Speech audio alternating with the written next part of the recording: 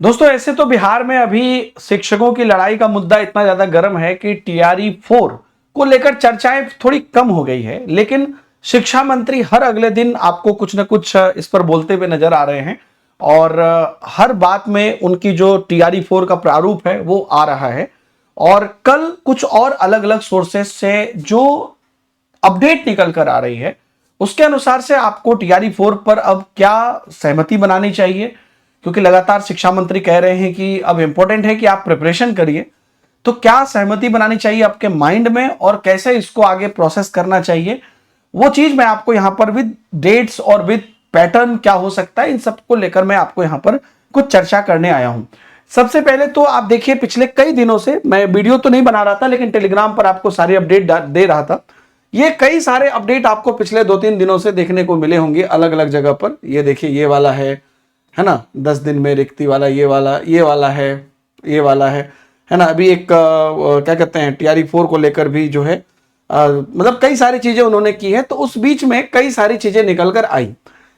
सबसे इंपॉर्टेंट यह है कि अभी ये लोग कर रहे हैं ट्रांसफर, और ट्रांसफर पोस्टिंग जो है इनका टारगेट है कि अभी जो आपका रिसेंट टाइम है इस महीने का, इसके अंतर्गत मतलब कि उनका ये पूरा टारगेट है कि जून के अंदर ट्रांसफर पोस्टिंग की प्रक्रिया को 30 जून तक प्रक्रिया को पूरा करेंगे और जुलाई में आपकी वैकेंसी लेकर आएंगे।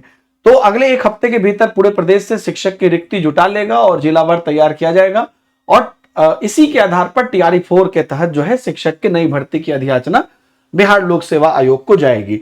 मैंने अलग अलग डिस्ट्रिक्ट से पता लगाया और यह बात सही है कि जो जिला शिक्षा पदाधिकारी है उन्होंने अलग अलग स्कूल में जो फॉर्मेट एक बार मैंने आपको दिखाया था वो फॉर्मेट भेज दिया है कि इस फॉर्मेट में जिस प्रकार से बोला जा रहा है उस प्रकार से वैकेंसी आप यहां पर दीजिए और इसी महीने में अस्तित्व में आने वाली नई ट्रांसफर पॉलिसी का भी क्रियान्वयन होगा। तो ये जानकारी लगातार इस पर चर्चा हो रही है और इस पर बातें हो रही है। अभी देखिए यहां पर आपको कैसे समझना चाहिए, जो अमूमन फिजिबल लग रहा है या जो चीजें होती हुई दिख रही है वो ये है कि टीआरई 4 की वैकेंसी जुलाई में आएगी, ठीक है, और उसके बाद अमूमन 1 महीने का आपको फॉर्म फिलअप करने का टाइम मिलेगा। प्री मेंस लागू होगा, ज्यादातर इसी की संभावना लग रही है। तो अब यहां पर बात है कि वैकेंसी कितनी आएगी। पहली बात तो देखिए, एग्जैक्ट 20,000 तो वैकेंसी नहीं आएगी, उससे ज्यादा आएगी। उससे ज्यादा कितनी आएगी ये कहना अभी कठिन है। 46,000 तक आएगी ये संभावना कम लग रही है। 30-35,000 के तकरीबन कहीं पे हो सकती है और अगर सब कुछ बढ़िया रहा, छात्रों के हित में रहा तो 40-45,000 भी जा सकती है। मतलब वो वाला जो पुराना वाला जो आंकड़ा था वो पूरा धूमिल हो गया। अब अगर जाता भी है तो नई कैलकुलेशन से जाएगा, आप इस बात को समझिए। दूसरी बात कि आपकी जो एग्जाम है प्री मेंस लागू होगा, तो प्री जो होगा वो अमूमन आप ये मान के चलिए कि एक जनरल पेपर की तरह होगा सबके लिए, और उसके बाद जो मेंस होगा, प्री के रिजल्ट आने के बाद आपका मेंस होगा और वो आपका सब्जेक्ट स्पेसिफिक होगा। प्राइमरी में सभी सब्जेक्ट का कॉम्बिनेशन होगा और 6 to 8 से 11-12 तक आपका सब्जेक्ट स्पेसिफिक होगा।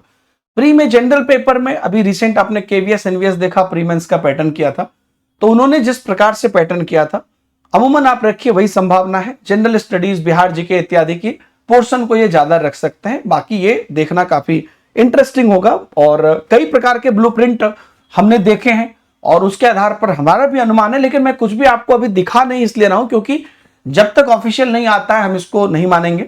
इसलिए आप ये मान के चलिए कि चाहे आप जीके जीएस हो, जनरल अवेयरनेस हो, मैथ रीजनिंग हो, है ना, इन सभी चीजों का समावेश रहेगा थोड़ा थोड़ा करके। जैसे इन जनरल पेपर रहता है 10-10 नंबर करके भी कम से कम रहता है, या कोई एक पर्टिकुलर चीज का वेटेज थोड़ा ज्यादा हो सकता है ओवरऑल।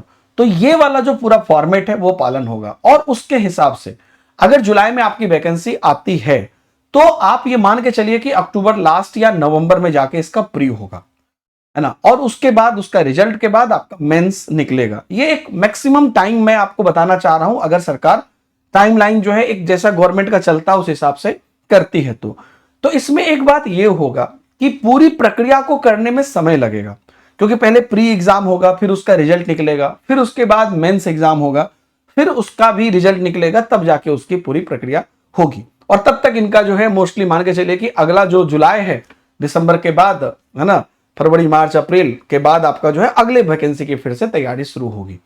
तो ये पूरी 7 से 8 महीने का प्रोसेस लगता है अगर ये प्री मेंस को बहुत एकदम बेसिक लेवल पे कराएंगे। अगर ये फास्ट लेवल पे कराएं, जैसा कि टीआरई में पहले हुआ भी है, तो जल्दी भी ये करा सकते हैं।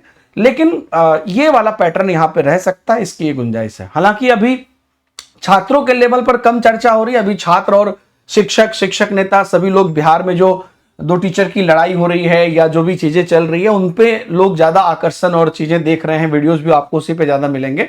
लेकिन इस बीच में चूंकि टीआरई 4 के अभ्यर्थियों के भविष्य की बात है, तो मुझे लगता है कि जो रियल में टीआरई 4 के अभ्यर्थी हैं उनके लिए अभी सबसे ज्यादा, किसी भी चीजों से ज्यादा जरूरी यही है कि उनका सिलेक्शन हो।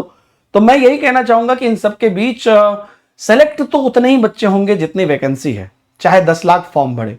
तो आप उसके अंदर हैं कि नहीं, इसके लिए आप जरूर अपने आप को तैयार करिए, चाहे आप जैसे तैयार करें, है ना। तो आप सेल्फ स्टडी करिए, बुक्स से पढ़िए, कोई प्लेटफॉर्म से पढ़िए, या पहले से पढ़े हुए हैं तो उसी नोट्स को अच्छे से दोहराइए, लेकिन अपनी पढ़ाई को अच्छे से जारी रखिए। आप टेक्स्ट बुक के साथ अगर पढ़ना चाहते हैं तो रिलेटेड लिंक आपको नीचे दी गई है। एक सब्सक्रिप्शन में पूरी अनलिमिटेड एक्सेस यहां मिलती है। एडमिशन काउंसलर का नंबर भी दिया हुआ है। बाकी जैसे भी आप पढ़ रहे हैं, आप अपनी पढ़ाई अच्छे से करिए, ये वाला पैटर्न आप ध्यान में रख सकते हैं। Thank you very much.